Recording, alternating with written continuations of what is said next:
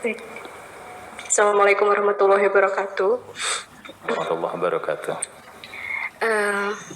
Kebetulan saya memilih untuk berkarir menjadi perempuan yang berkarir karena saya sering membaca kajian-kajian yang tentang bagaimana perempuan dengan kodratnya dan lain-lain seperti itu. Ada beberapa alasan saya untuk berkarir gitu. Alasan saya untuk berkarir dan ingin berkarir karena di sini ada kalimat yang menjelaskan tidak ingin menyusahkan suami begitu. Nah, itu sih yang di pikiran saya. Saya ingin bermanfaat. Gimana? Saya tipe orang yang bosan dengan sesuatu hal yang begitu aja gitu. Artinya saya ingin banyak ilmu, banyak pengalaman, banyak bercengkrama dengan orang-orang yang belum saya temui gitu. Makanya alasan saya berkarir semata-mata bukan hanya mencari uang sebetulnya, karena ingin menemukan sesuatu atau menemukan ilmu pengalaman di sekitar lingkungan saya atau dengan orang-orang yang baru, dengan pikiran-pikiran manusia yang berbeda-beda. Nah, alasan saya berkarir seperti itu, dan kebetulan saya sudah bersepakat dengan calon saya. Saya ingin menjadi perempuan berkarir dengan aspek-aspeknya gitu, atas persetujuan. Tapi mungkin saya membatasi karena kembali lagi ke hakikat perempuan itu taat kepada suami gitu kan setelah menikah gitu. Jadi mungkin karir saya nanti ke depannya itu sesuai dengan isi di sini ya. Ada di mana di sini dijelaskan bahwa ada titik yang harus kita ketahui, bahwa jangan terlalu berlebihan dalam segala sesuatu, apalagi dengan duniawi gitu ya. Makanya di sini saya ketika membacakan puisi Silahkan Engkau Bebas Berkarir merasa ada saya di dalamnya gitu. Ada saya di dalamnya.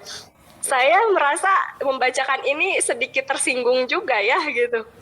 Karena saya sendiri ingin berkarir gitu. Menjadi wanita karir adalah cita-cita saya sejak lama.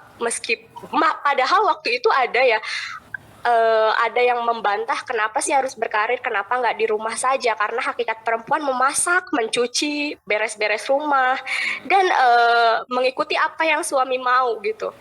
Lalu dikembalikan lagi, terus hak istri memang harus seperti itu ya, atau tidak diberikan kebebasan atau tidak diberikan ruang dalam berkreativitas, dalam berkarya ataupun dalam pengalaman-pengalaman seperti itu. Makanya saya setuju dengan adanya di sini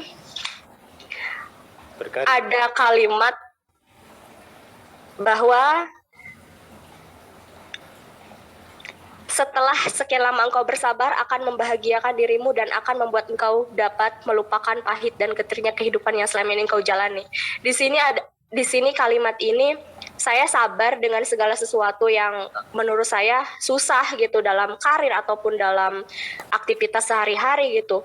Karena saya sendiri jujur setelah kuliah langsung berkarir tanpa meminta uang sedikit pun kepada orang tua. Alhamdulillah Allah kasih ujian, mungkin dikatakan ujian atau apa, nanti Buya bisa revisi kalimat saya, barangkali saya salah gitu ya. Jadi ketika saya dikasih sesuatu bisa berkarir gitu, diperlihatkan karir saya gitu, ternyata Allah itu mengambil ayah saya gitu, jadi otomatis saya jadi tulang punggung gitu. Nah, dan ditambah lagi harus menutupi segala sesuatunya yang harusnya dilakukan oleh ayah saya gitu. Itu semua sekarang saya yang jalani. Makanya apakah ini nilai positif sebagai perempuan berkarir atau memang ini bentuk ujian? wanita berkarir gitu. Apakah perempuan itu harus dibatasi dalam berkarir untuk tidak dibenci oleh Tuhannya ketika sudah menikah? Apakah perempuan itu harus dibatasi karirnya atau memang tidak boleh sama sekali? Itu yang harus saya selalu tanyakan kepada orang-orang yang mungkin lebih tahu ilmunya gitu. Saya masih mempertimbangkan. Saya juga pas membaca puisi ini saya harus berkarir atau tidak gitu. Soalnya di sini kok suami kayak merasa berat ya kalau istrinya berkarir. Baik. Jadi saya akan tanyakan ke Buya gitu, apakah perempuan itu hakikatnya perempuan harus selalu taat kepada suami dan diam di rumah seperti zaman dahulu kala gitu, ataukah memang di era zaman modern seperti sekarang, apalagi saya yang tidak bisa ketergantungan oleh orang lain, apalagi dengan laki-laki gitu, bisa berkarir sesuai dengan kemauan saya gitu. Karena bagi saya berkarir itu adalah memperdalam pengalaman, memperdalam ilmu pengetahuan, dan bisa bermanfaat untuk orang lain. Nah itu mungkin ya yang saya bisa sampaikan dan saya tanyakan kepada Buya. Terima kasih. Baik. Wassalamualaikum warahmatullahi wabarakatuh. Waalaikumsalam warahmatullahi wabarakatuh. Penjelasan dan sekaligus juga pertanyaan kepada Buya. Ya, di Gelombang Cinta Silakan Engkau Bebas Berkarir ini di dalamnya ada netralitas, kemudian juga keikhlasan dan juga tentang karir. Tadi begitu dalam Teh Inaya ini berbicara tentang karier, bahkan kemudian juga timbul rasa ragu-ragu ketika nanti menikah dengan suami, apakah saya masih boleh untuk berkarir. Tapi satu lagi Buya, ada kalimat yang menggelitik buat saya di Gelombang Cinta ini.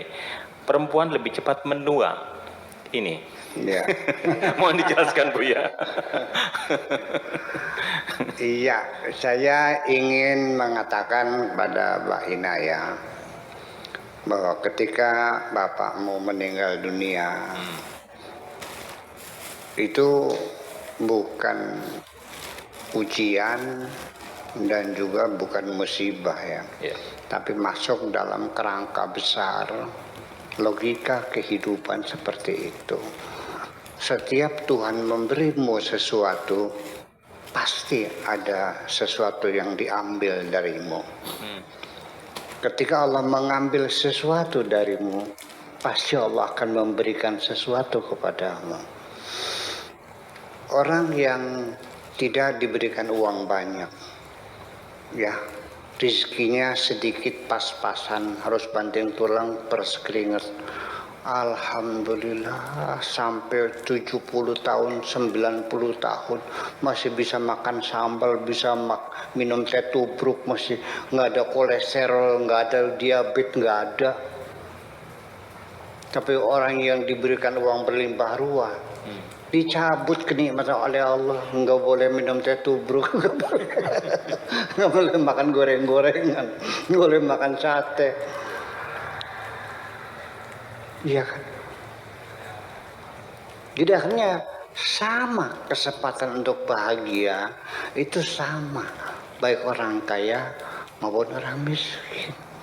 Jadi akhirnya tergantung bagaimana kita merubah cara berpikir kita. Kenapa sih tidak kita syukuri saja semuanya itu? Ya, terlepas dari tinjauan mata hati kita. Ya, pokoknya apapun yang telah menjadi keputusan Tuhan, kita hanya bisa menyanjung Tuhan, bersyukur kepada Tuhan. Dikasih uang banyak, ya alhamdulillah. Dikasih uang sedikit, alhamdulillah. Enggak dikasih uang, alhamdulillah. Duitnya hilang, alhamdulillah, selesai. Jadi senang semua. Dapat duit banyak, senang. Dapat duit sedikit, senang. Enggak dapat duit, senang. Sampai duitnya hilang juga, tetap senang. Karena pasti ketika Allah mengambil sesuatu, Allah akan mendatangkan penggantinya. Dan mungkin itu, dan kita harus punya praduga baik. Mungkin Allah akan memberi kita yang lebih baik lagi. Seperti mobil inventaris yang sudah usang, yang sudah sering mogok, diambil oleh perusahaan, diganti dengan inventaris yang baru. Jadi apa yang hilang tidak usah kau sedih.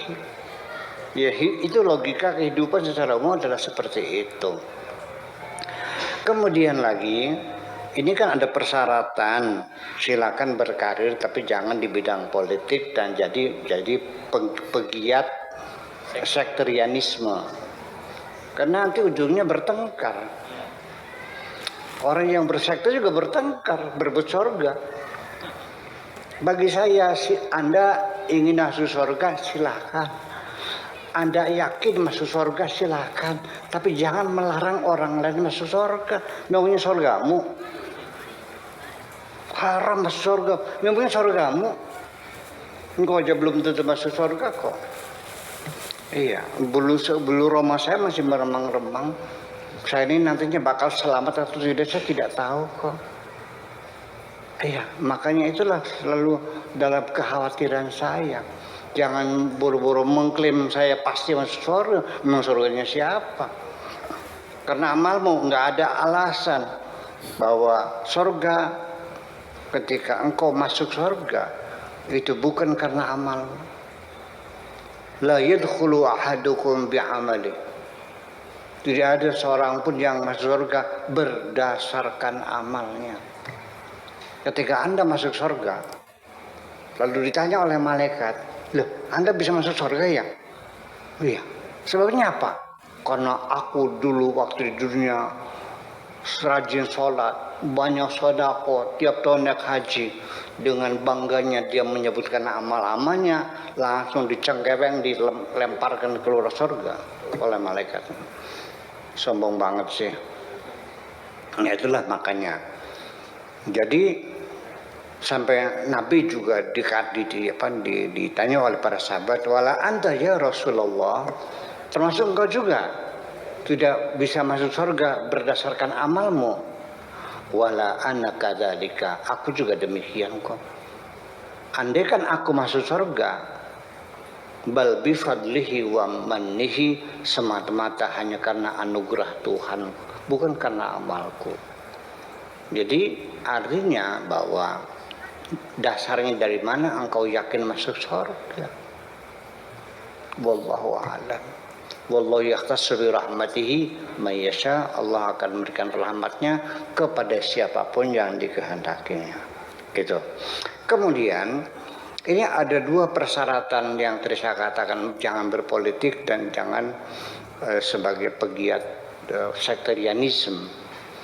Ini saya jujur saja, ini sebetulnya nasihatkan sangat subjektif sebetulnya.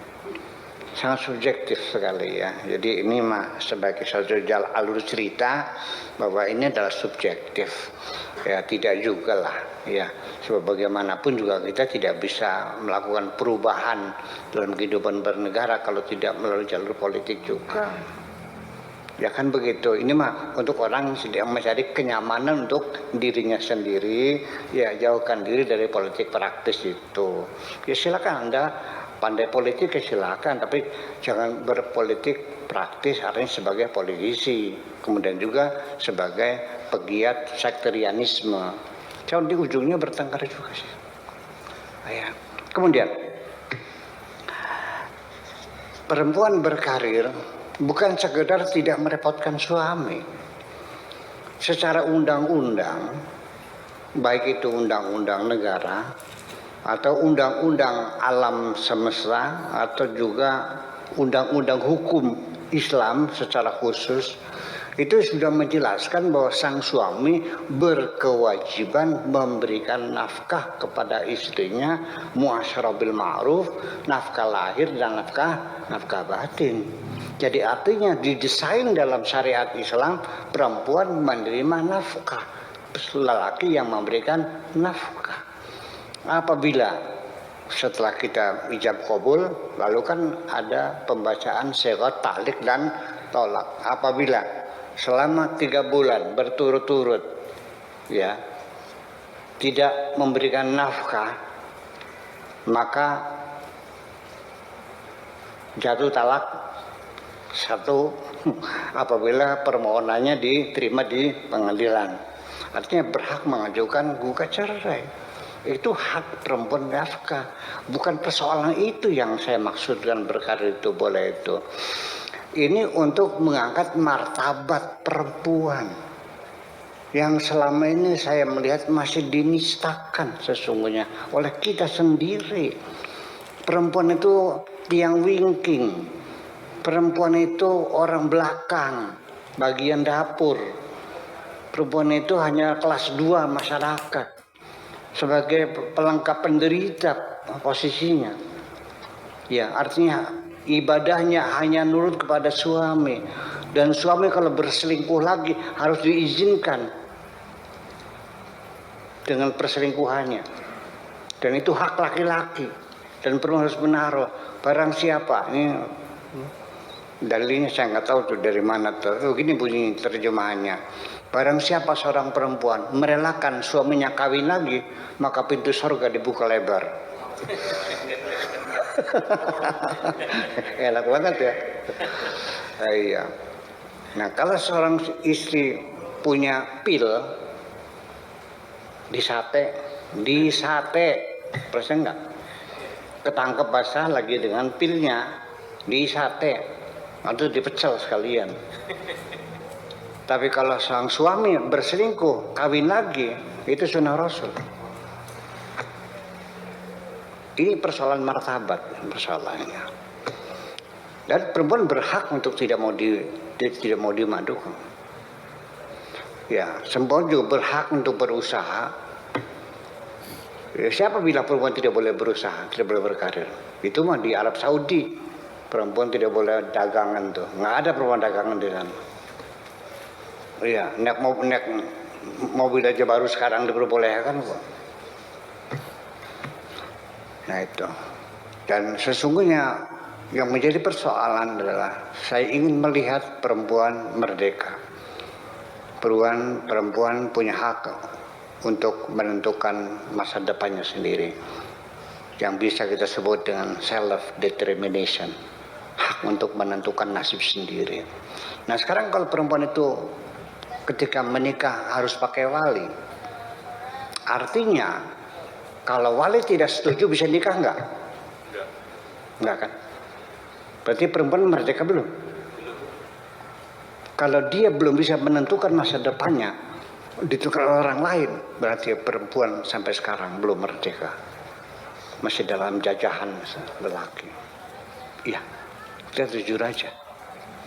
Nah sekarang bagaimana ketika perempuannya berkarir dan dia mendapat penghasilan juga? Saya katakan, suaminya bekerja dapat gaji, istrinya bekerja dapat gaji.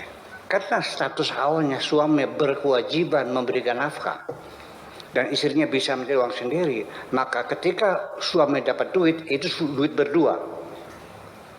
Rezekinya suami adalah rezekinya suami istri. Tapi kalau rezekinya istri adalah rezekinya istri.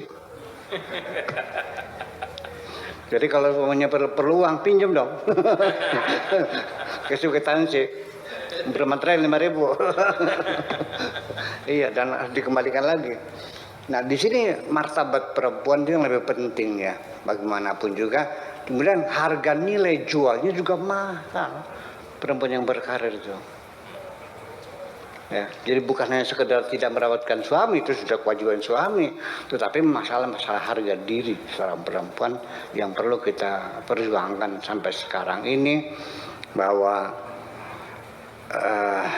masih perempuan sebagai kelas 2 dalam masyarakat, tiang wingking, ya, sampai keluar rumah saja tidak diperbolehkan. Di Afghanistan itu perempuan tidak boleh keluar rumah. Sampai akhirnya sekolah-sekolah untuk perempuan ditutup karena perempuan tidak boleh keluar rumah. Bayangkan, harus ada muhram. Boleh naik haji perempuan sendiri ke Mekah, nggak boleh, harus ada muhram. Di situ persoalannya kan. Karena ini adalah hukum fikih, fikih Islam. Nah kalau fikih itu Imam Syafi'i mengatakan bahwa perempuan kalau kawin perlu pakai wali. Imam Abu Hanifah mengatakan tidak perlu pakai wali. Perempuan boleh menikahkan dirinya sendiri. Wali itu ketika yang bersangkutan cacat fisik, buta, bisu, ya kan, atau gila, atau masih kurang umur, masih anak-anak, itu perlu wali. Tapi kalau sempurna, sehat walafiat, ya kan, berpendidikan, berhak menentukan sendiri. Padahal kedua-duanya melihat ada hadis Nabi la nikah bila waliyin. Tapi kenapa kesimpulan hukumnya berbeda? Ya karena yang mengatakan harus dengan wali itu dugaan Imam Syafi'i, yang mengatakan tidak perlu pakai wali dugaan Abu Hanifah. Berarti kalau begitu fikih adalah dugaan. Dugaan siapa? Dugaannya ulama. Kalau dugaan budaya itu agama. Ya udah selesai. Kok kenapa diributin? Gitu. Itu yang penting. Jadi untuk mengangkat martabat dan nilai perempuan yang luhur, pada perempuan perlu berkarir. Adapun syaratnya jangan di bidang politik dan sekterianisme, itu nasihat yang sangat subjektif sesungguhnya.